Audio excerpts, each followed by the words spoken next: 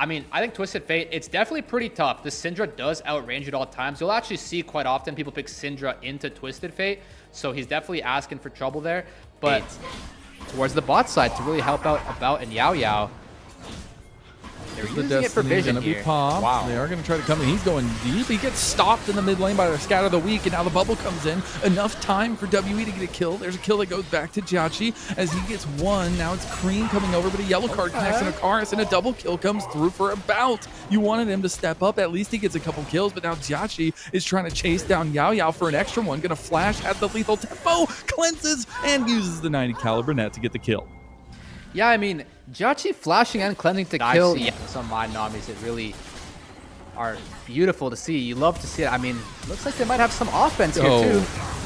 Monki, that needs investigating. A little too you can much. See the idea, but the execution unfortunate as yellow card comes out from Karis to buy some space from naiyou, who found him in transition in the jungle, and Karis will get the power unleashed upon him. Top Esports try to utilize the spot lane lead as Creme. Ooh, nice move. Use a Scatter of the Weak. Does have fengyue coming over. Yaoyao is there too. But we have Collector already completed here for JiaQi, as Destiny's going to be used with the gate, and they're going to use the yellow card straight down onto him. As fengyue will go falling, and it looks like the flash that naiyou responded to Monki. Like, these players are just so scary. Good. Oh, Monki is in a world of hurt now. He's going to try to run away, but he is not nearly tanky enough at this point, and his top laner kind of just left him to the wolves there as he had to clear that wave. And that is another moment of Monki's overextension, over-aggression. And he but really, really looking difficult. I'm not going to lie. Can't sugarcoat this. Got a little bit more damage in. That's definitely a kill, as JiaQi is looking for the turret here. Another undersung thing about Caitlyn is the turret damage that still exists in this champion's kit, and naiyou was just there for easy measures, as the push will still continue. A 4-0 JiaQi, and the almost 2,000 gold advantage for Top Esports as Tidal Wave comes through. The ship goes a little bit wide. He's going to get yellow carded, instantly cleanses, and that's why you take the summoner. A rocket goes through. Karis wants to chase. Karis wants to kill. Yellow card comes through, and he survives, but he's going to go straight into Creme, who scatters the Weak, and fengyue should be able to clean that kill up. Now Creme goes for the power unleashed on About. About is gone. fengyue just playing with his food as Karis dies to the minions. And that's going to be Yaoyao getting chased over the wall. Creme flashes for it, says, I need this kill, but gets bubbled instead. Okay, hear me out. Wait, don't hear me out. Okay, hear me out. That's his life, About's life, all the spells involved with doing so. But suddenly, Creme, with his aggression, and my coach actually told me about this too, sometimes you need to ignore the free kills on your screen and just save your take an objective in trade. They have now gotten the 3 grubs and the Rift Herald, much better stance than they were in game number 3, while a second dragon has once again gone to Top Esports. Yeah, the dragons are always very daunting to see on the scoreboard. Windows arise in this next 4 minutes. And another little thing, Cloud Dragon is extremely useful to both of these comps, as Destiny will be popped with the gate, and naiyou trying to find his escape. That's going to be a yellow card straight into the waiting arms of Cube, and that's going to be Karis finding a kill onto naiyou. That's exactly what you want as this WE comp here, to be using the TF ult as frequently as you can. I'm pretty sure that he barely was level 11, that initial TF ult onto JiaQi. That extra CDR in the ulti is extremely beneficial, because I don't even think Top Esports expected that. That was a really fast sequence of 2 TF ultis. We have another play here. Goes into a 1v4 here. No flash. He's going to have to flash out the wall. He will end up getting away for now, but some questionable decisions from Top Esports, as Creme will do his due diligence and take the side lane turret. Yeah, so Top is having a pretty big gold lead here. They really want to defend this mid lane tower with their lives. This is such an important objective, is the stance of this mid lane tower. It just gives you such a big beacon of safety. But I fear they're not going to be able to defend this tower on this particular push. And this going down could be really bad and spell some danger here for WE. And this is the conversation I had earlier, is like, how do Top Esports transition this advantage into a win? That's always been the question. You got to see him stay alive. Okay, he's going to get engaged on beautifully. Dodges out of the yellow card. Unfortunately, 369 has now put himself in a very precarious position. He gets yellow carded and just almost fully taking down the shield. I don't think is going to be enough. That's going to be a big kill going over to Cube, too. And the Roa proc. He doesn't have the luxury of that time. Top Esports wants to fight right now, presumably. Team has not been involved much. He's been in the side lane. He's finally coming over. It's going to be the yellow card that connects. fengyue getting very low, like you said. Elise losing value as we see it. Dragon goes over to WE. They stop the stacking, and Top Esports, they are puzzled. Do they go in? Do they leave? They're going to get Destiny gated on the other side, too, with the tidal wave over top of them. Top Esports, they're trying to lose a little bit of faculty coming in here. It's going to be the Creme Deliverance coming in on a 2. And WE, they are strong together. We saw that from game number 1, and they're showing it in game number 4. I was a bit concerned they would do something they're not supposed to do, something overzealous in nature. This might be that, though.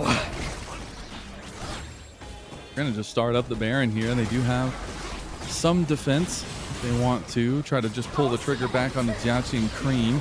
Looks like they want to try to commit. Monkey's getting low. About's getting low. JiaQi going to cleanse. Does get a rocket to the back, but the power unleash goes through. Meanwhile, fengyue had tried to save JiaQi, but Cube cleaned him up, and he is Zahen now with a double kill, and he has been untouched.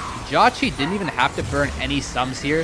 Karis decided to target 369. It was kind of a interesting, but the right choice. Most likely might be the president of Team WE if JiaQi is that for Top Esports.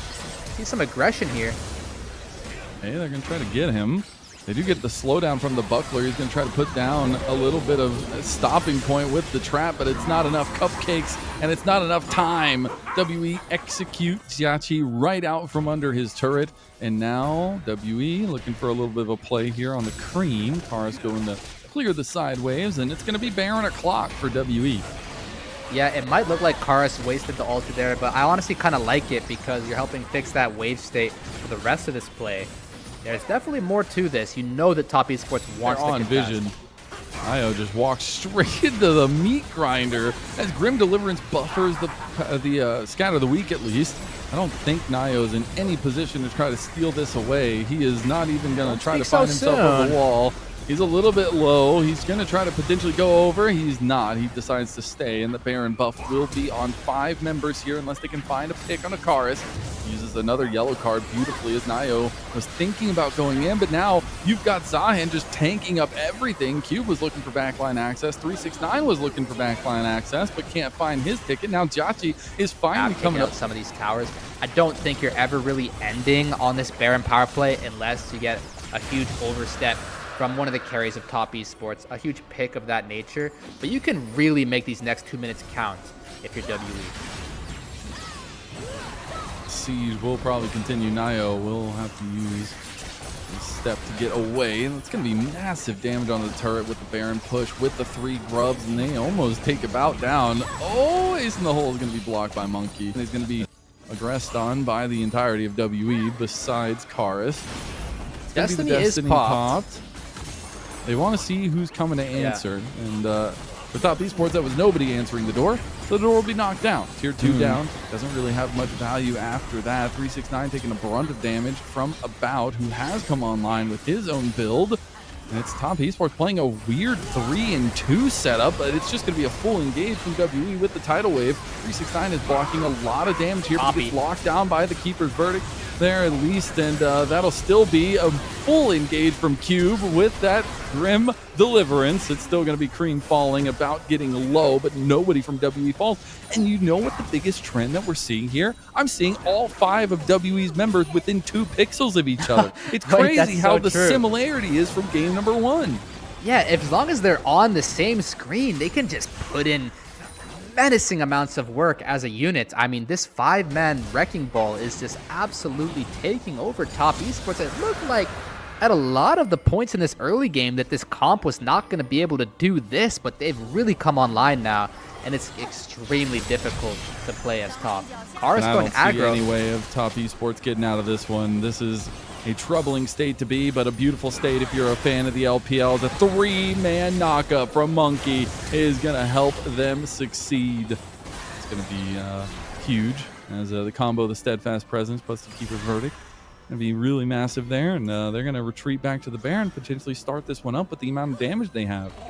Yeah, Monki wants to go to 5 games. I mean, I remember when he had those 3 deaths, he didn't have nearly as many assists. You know, he was kind of inting in this early game. He locked in Mazel. He has been playing out of his mind. So has the rest of his team. They should be completely fine here, but maybe They're gonna not. back off now. Grim Deliverance gonna be popped. They're trying to kill him before the passive. The power unleash goes down. Now Monki, They're not getting fine. low. He wanted to save Cube, but Cube might be his doom. A double kill coming through for Creme as he has finally almost hit that threshold. He's 120 Bro, stacks. to be honest, from WE, I don't know. I thought they could have finished the Baron maybe, or if they were to turn, that it wasn't going to look like that. I think they were on different pages altogether.